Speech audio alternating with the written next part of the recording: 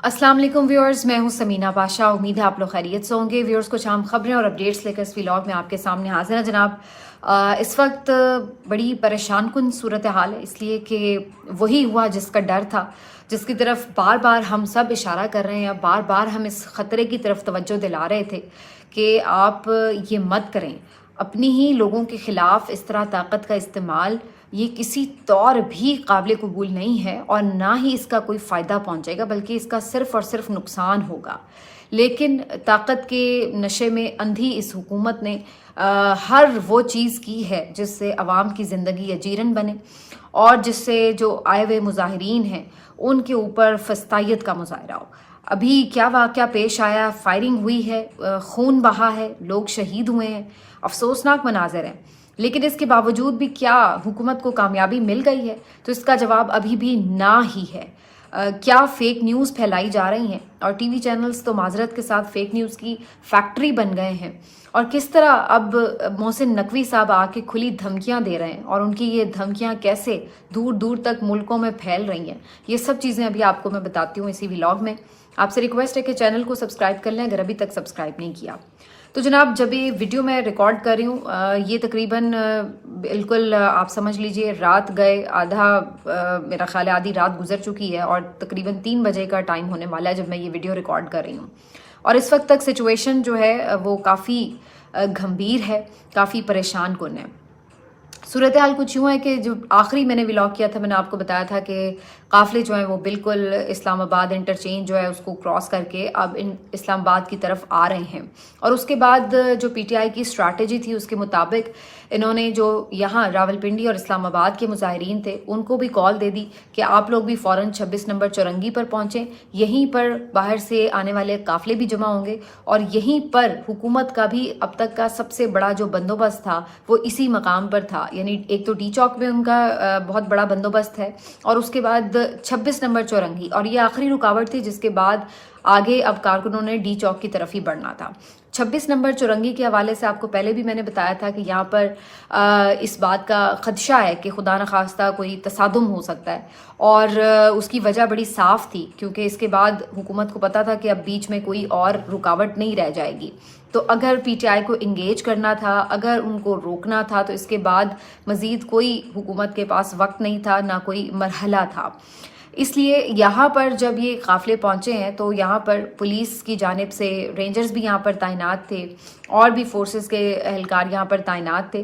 तो यहाँ पर शेलिंग शुरू हो गई और यहाँ पर जो मकामी जितने भी प्रोटेस्टर्स मौजूद थे इस्लामाबाद रावलपिंडी से, उन्होंने उस शेलिंग का मुकाबला करना शुरू किया, उनको पुलिस को इंगेज किया। इनकी कोशिश ये थी कि मीनवाइल जो काफ़िले बाहर से आ रहे हैं इस्लामाबाद से वो इनको आके ज्वाइन कर लेंगे। इसी दौरान हम देखते हैं कि मोहसिन नकवी साहब तशरीफ़ लाते हैं और मोहसिन नकवी साहब मीडिया से गुफ्तगू करते हुए बड़ी खुली खुली धमकियां देने लगते हैं। कहते हैं कि जी ये तो कोई हमारे लिए मसला ही नहीं है, अभी अगर 5 मिनट में रेंजर्स चाहे हम इनसे कहें और ये फायरिंग कर दें। तो उसके बाद आप ज़रा अल्फाज अब देखिए कि जो वज़ीर दाखिला इस वक्त बोल रहे हैं, मतलब आप सोच नहीं सकते हैं कि किसी महज़ब माशरे में कोई वज़ीर दाखिला इस किस्म के अल्फाज अपनी ज़ुबान पर ला भी सकता है। और हमारा मोहसिन नकवी कह रहा है कि जनाब 5 मिनट में फायरिंग करके हम सबको तितर बितर कर सकते हैं, कोई एक बंदा यहाँ पे नज़र ना आए आपको, अगर हम 5 मिनट सिर्फ रेंजर्स फायरिंग कर दें तो ये एक खुली धमकी है, ये फाशिज्म है, ये वो एक वहशी किस्म का आपकी सोच का अक्कास जुमला है जो कि ये बताने पे मजबूर कर रहा है कि ये वो लोग हैं जिन्होंने मुल्क को इस धाने पर, इस नहज पर पहुंचाया हुआ है। मोहसिन नकवी साहब ने, जो कि आपको पता है कि एक अनइलेक्टेड बंदा है, ना ये कोई सियासी बंदा है, ना इसने अवाम में जाना है, ना इसका अवाम से कोई ताल्लुक है, और सबको पता है कि ये क्यों इस पोस्ट पर मौजूद है और किसकी हल्ला शेरी उसको हासिल है, जिसकी बुनियाद के ऊपर आज ये फ़िरौन बना हुआ है। तो वज़ीर दाखिला साहब फरमाते हैं कि जनाब हमारे लिए तो कोई मसला ही नहीं है, हमने तो हर हद तक फिर जाना ही जाना है। अगर ये लोग बाज नहीं आएंगे तो ये 8-10 हज़ार लोग हैं, तो इनको रोकने के लिए हमारे लिए कोई प्रॉब्लम नहीं है। हम तो कर्फ्यू लगाना पड़ा, फ़ौज को बुलवाना पड़ा, जिस भी हद तक जाना पड़ा हम तो फिर जाएंगे। और बड़ी बड़ी ये धमकियां देकर और जनाब आली ये यहाँ से गए हैं। और इनके इन धमकियों वाले बयानात के थोड़ी ही देर बाद थोड़ी ही देर बाद एकदम ये वीडियोस और इत्तलात आना शुरू हुई कि फायरिंग शुरू हो गई है, स्ट्रेट फायरिंग की जा रही है मुजाहिरीन के ऊपर। अब ये एक बहुत ही खौफनाक खबर थी कि जहाँ हज़ारों लाखों का मजमा हो और वहाँ पर अगर यूँ स्ट्रेट फायर किया जाए तो ये एक बहुत ही ख़तरनाक सूरत हाल है। ये इस कदर भयानक सूरत हाल है जिसको आप इमेजिन भी नहीं करना चाहते। और फिर वही हुआ जिसका डर था। फ़ौरन इत्तलात आना शुरू हो गई कि पीटीआई के जो पुरअमन मुजाहिरीन हैं उनके ऊपर किस तरीके से वहशियाना फायरिंग की गई है रात के अंधेरे में। कोई समझ नहीं लग रही अंधाधुंध फायरिंग से कि कौन सी गोली किसको कितर लग रही है।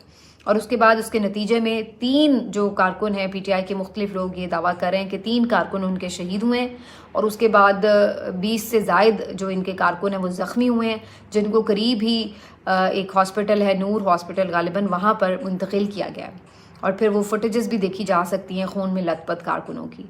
तो ये जो है वो सारी सूरत हाल रही है। आज एक पुलिस एहलकार भी जाबाक हुआ है और उससे मुतल्लिक भी कहना था हुकूमत का कि ये पीटीआई के मुजाहिरीन ने तशद्दुद करके इसको मारा है। जबकि एक वीडियो बाद में जारी होती है उसी कांस्टेबल की जिसमें देखा जा सकता है कि वो कांस्टेबल जो है वो सड़क पर लेटा हुआ है और उसको जो पीटीआई के कारकुन हैं वो उसको बहाल करने की उसको कोशिश कर रहे हैं कि तिब्बी इमदाद दे सकें, लेकिन शायद वो उस वक्त तक अल्लाह को प्यारा हो चुका था। बाद में उसके मुतालिक मुतज़ाद खबरें आ रही हैं कि वो शायद किसी बस की छत से गिरा है और उसको चोट लगी है या आंसू गैस की शेलिंग की वजह से उसकी तबीयत बिगड़ी है। तो जो भी सूरत हाल बनी, लेकिन वो जो कांस्टेबल है वो इसमें जाँ बहक हुआ है। कुछ जाहिर है पुलिस वालों पे पथराव तो किया है मुजाहिरीन ने और उसकी वजह से कुछ पुलिस वाले भी ज़ख्मी हुए।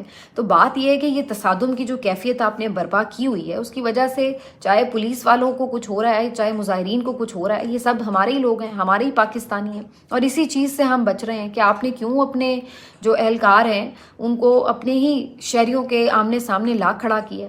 ये जो पुलिस एहलकार हैं, ये जो हिफाजती दस्ते हैं, ये तो इनकी हिफाजत के लिए होने चाहिए। ये इनके टैक्स के पैसों से ये गोलियां खरीदी गई हैं, आज इन्हीं को मारी गई हैं। तो ये क्यों इस वक्त इस तरह की सूरत हाल है? वो पुरअमन मुजाहिरीन अपने हक के लिए अगर आए हैं, अगर वो बैठते हैं पुरअमन तौर पर तो आप उनकी बात सुने। लेकिन यहाँ पर हम देख रहे हैं कि उनके ऊपर मुसलसल 2 दिन पूरे आज हो चुके हैं। 24 नवंबर गुजर गया, 25 नवंबर गुजर गया, लेकिन वो रियासती जबर और फस्तायत का मुकाबला कर रहे हैं, लेकिन उनके हौसले पस्त नहीं हुए। हम ये हैरान हो गए देख के कि बजाय इसके कि फायरिंग के वाक़े के बाद कुछ ऐसा नज़र आता कि लोग इधर उधर चले गए, बल्कि उल्टा उनका जोश जज्बा और बढ़ गया और उसके बाद उन्होंने आगे बढ़ने के लिए मज़ीद पेशकदमी शुरू कर दी। और जब तक मैं ये वीडियो रिकॉर्ड कर रही हूँ, मेरी इत्तलात के मुताबिक 26 नंबर जो चुरंगी है यहाँ से अब पुलिस और रेंजर से एहलकार गायब हो चुके हैं। यहाँ पर जब ये फायरिंग का वाक़या हुआ उसके बाद ज़्यादा तादाद में जो प्रोटेस्टर्स थे पिंडी के, इस्लामाबाद के मकामी, वो यहाँ पर जो है वो फौरी तौर पर जमा हो गए। इसी मौके पर जो इमरान खान साहब की बहनें हैं दोनों, अलीमा खान साहिबा, उस्मा खान साहिबा, वो भी यहाँ पर पहुँची हैं। सब लोग ये सवाल कर रहे थे कि जी देखिए बुशरा बीबी चूँकि लीड कर रही थी इस वजह से वो नाराज़गी की वजह से यहाँ नहीं आई। हालांकि ऐसा कुछ था नहीं। ये भी एक स्ट्रैटेजी थी कि बजाय इसके कि वो पहले ही बाहर निकल आती और गिरफ्तार हो जाती पहले जैसे उन्हें गिरफ्तार कर लिया गया था, तो यही तयशुदा पॉलिसी थी कि कोई भी लीडर जो है वो अकेला कहीं नज़र ना आए ताकि वो गिरफ्तार ना हो। और वो जब प्रोटेस्टर्स वहाँ पर मौजूद हों, उनके घेरे में होगा तो लाजमी बात है वहाँ पर कोई 2-4 पुलिस वाले आकर ये जुर्रत नहीं करेंगे कि उसको गिरफ्तार कर लें।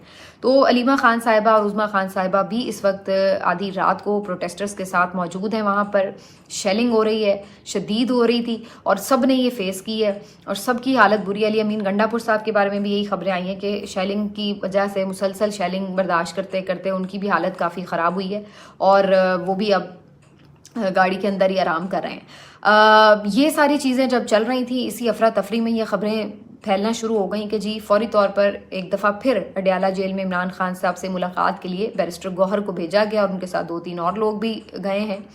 और यहाँ पर सख्त सिक्योरिटी एकदम अडयाला जेल की हुई, जिससे सारे कान खड़े हो गए कि जी कोई VIP मूवमेंट है। बहरहाल बाद में खबर जो बताई गई है वो तो ये है कि जी बैरिस्टर गौहर गए हैं। उनके साथ कौन था ये कोई खबर ख़ास सामने नहीं आ सकी। बाद में कुछ देर उनकी मुलाकात जारी रही, जिसके बाद मीडिया के थ्रू ये मैसेजेस आने शुरू हो गए और ये खबरें चलनी शुरू हो गई कि जी इमरान खान इस बात पर, इस ऑफ़र पर मान गए हैं कि जी किसी और जगह पर डी चौक ना जाएं बल्कि संजानी या किसी और जगह पर اپنا دھرنا شفٹ کر لیں. اور اس کے لیے عمران خان صاحب نے کوئی ویڈیو پیغام بھی ریکارڈ کروا دیا بیرسٹر گوہر کے موبائل فون پر. اب یہ جو خبر تھی اس کے بعد سب کی نظریں اس بات پر لگ گئیں کہ واقعی اگر تو عمران خان نے اس چیز کو مان لیا ہے اس مطالبے کو، کیونکہ حکومت نے جب انیشل ان سے انگیجمنٹ کی تو یہی بات انہوں نے کی کہ جی آپ سنجانی پہ چلے جائیں اور وہاں جا کے بیٹھ جائیں اور دھرنا دے کے بیٹھے رہیں، بعد میں پھر دیکھ لیں گے کہ آپ کے ساتھ کیا بات چیت کرنی ہے. لیکن واضح طور پر بشرا بی بی صاحبہ نے اس آفر کو ریجیکٹ کیا، اور یہاں پر کریڈٹ دینا پڑے گا بشرا بی بی صاحبہ کو کہ وہ اس وقت جس طرح ایک انچ ادھر سے ادھر نہیں ہٹ رہی ہیں، انہی کی وجہ سے یہ دھرنا اور یہ احتجاج جو ہے وہ ابھی تک اس طرح سے کھڑا ہے اور چل رہا ہے. ورنہ ہو سکتا ہے کہ اگر پی ٹی آئی کی باقی لیڈرشپ ہوتی تو اس موقع پر وہ کمزور پڑ جاتی. انہوں نے ایک دفعہ پھر وہیں پر گاڑی میں بیٹھے بیٹھے یہ اعلان کیا کہ بالکل ہم کہیں پہ رکیں گے نہیں اور ہم نے ڈی چوک ہی جانا ہے، اور اگر کسی نے مذاکرات کرنے ہیں تو عمران خان کو باہر نکالیں اور ان کو مذاکرات کا حق حاصل ہے، انہی کے پاس اختیار ہے، وہی مذاکرات کریں گے، ہم سے کوئی مذاکرات نہ کرے.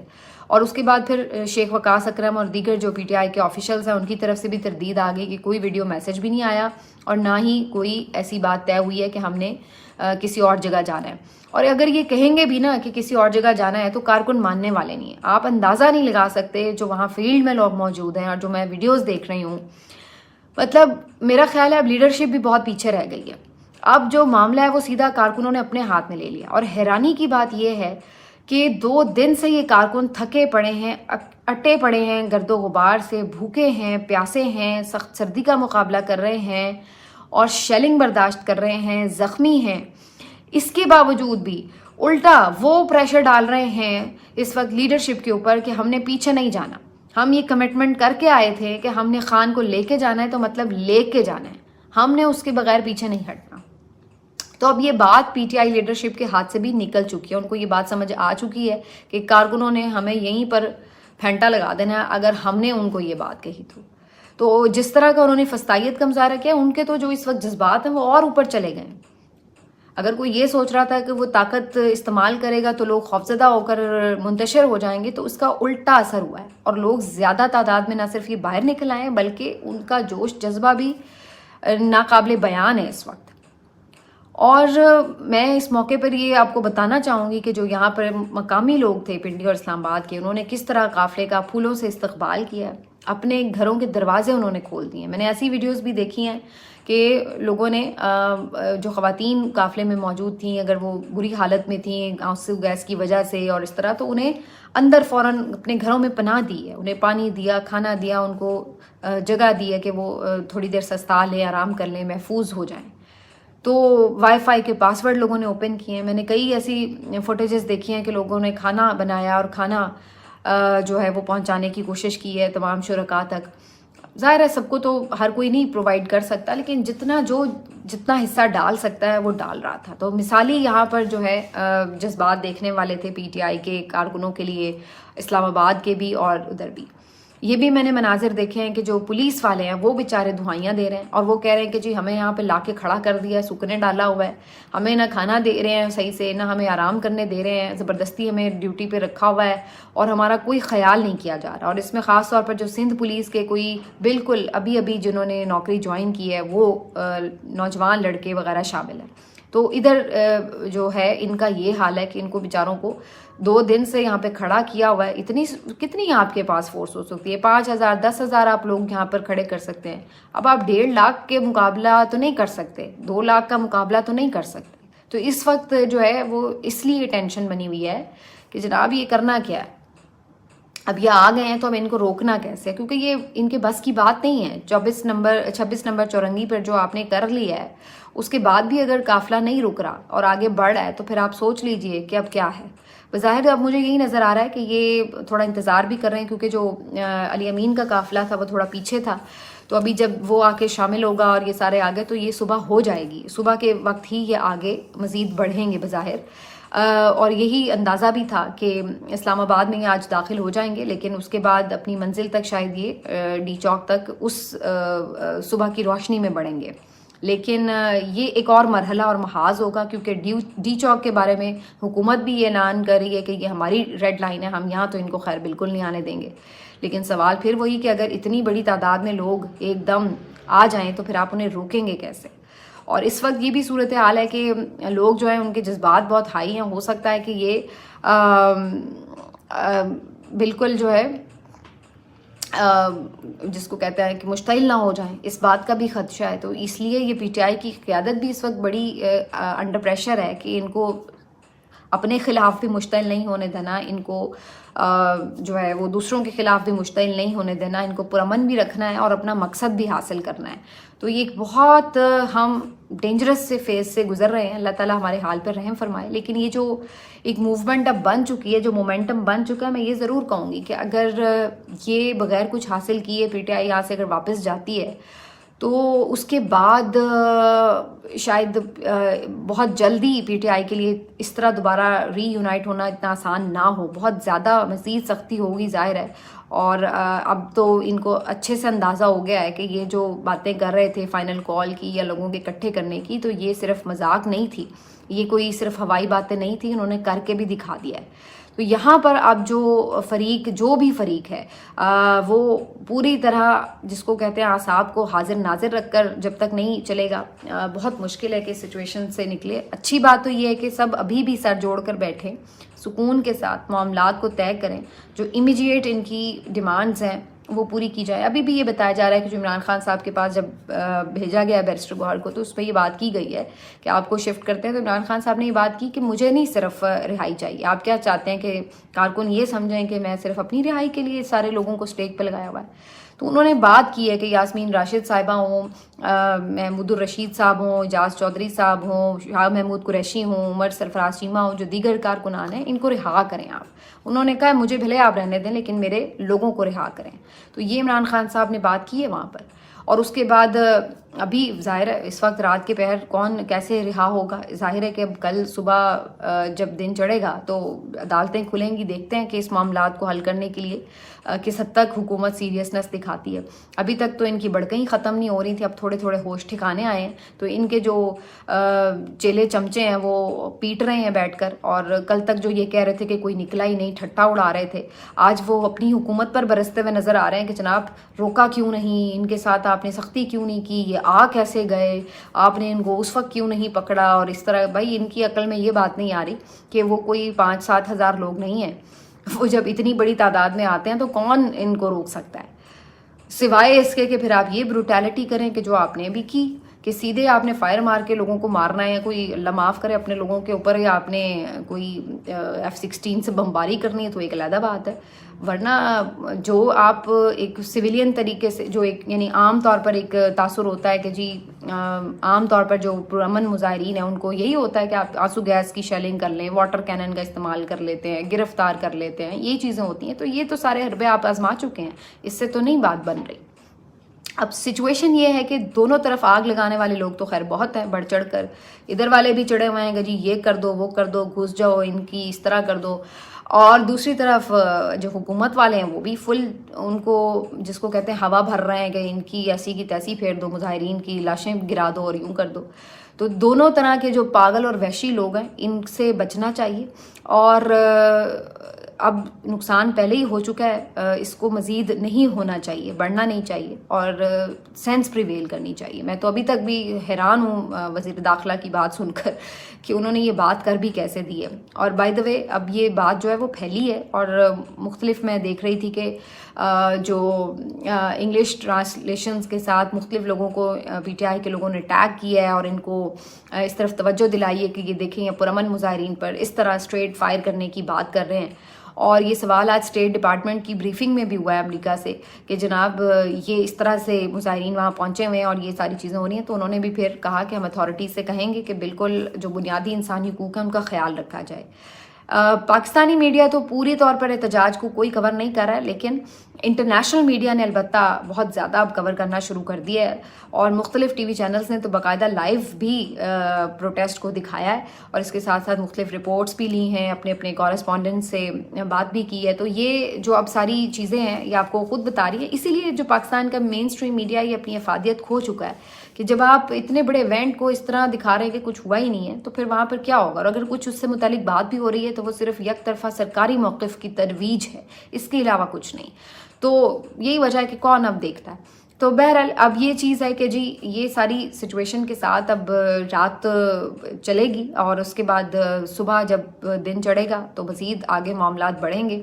لیکن یہ بات تو آپ کو ماننا پڑے گی کہ 2 دن سے جیل میں بیٹھے ایک شخص نے پوری حکومت کو نچوا دیا ہے اور یہ اپنی تمام تر بڑکوں طاقتوں کے باوجود بھی آدھی رات کو وڈیالہ کے دروازے کھولنے پہ مجبور ہیں, اس سے جا کے مذاکرات کرنے پر, بات کرنے پر, ترلے کرنے پر مجبور ہیں. اور اس کی طرف سے وہی جواب ہے کہ اگر آپ بات چیت کرنا چاہتے ہیں ہم بھی تیار ہیں, لیکن کانفیڈنس بلڈنگ میجر کے طور پر آپ میرے کارکنوں کو یا میرے لیڈرز کو چھوڑیں, اس کے بعد مجھے بھی پتہ لگے گا کہ آپ سیریس ہیں تو میں بھی پھر آپ سے آگے بات چیت کروں گا, آپ کا انیشیل مطالبہ میں بھی مان سکوں گا. لیکن اگر آپ یہ نہیں کرتے تو اس کا مطلب ہے کہ آپ صرف ٹریپ کر رہے ہیں. تو چونکہ اب پرابلم یہ کہ ٹرسٹ ڈیفیسٹ بہت آ گیا ہے, تو اس لیے بغیر کچھ ڈیلیور کیے حکومت کی طرف سے, بغیر کچھ ڈیلیور کیے اس طرح اس پروٹیسٹ کو ختم کرانا یا کسی اور مقام پہ اس کو موو کرانا فی الحال تو حکومت کے لیے کافی مشکل دکھائی دے رہا ہے. ملتے ہیں آپ سے اگلے ویلاگ میں, اپنا خیال رکھیے.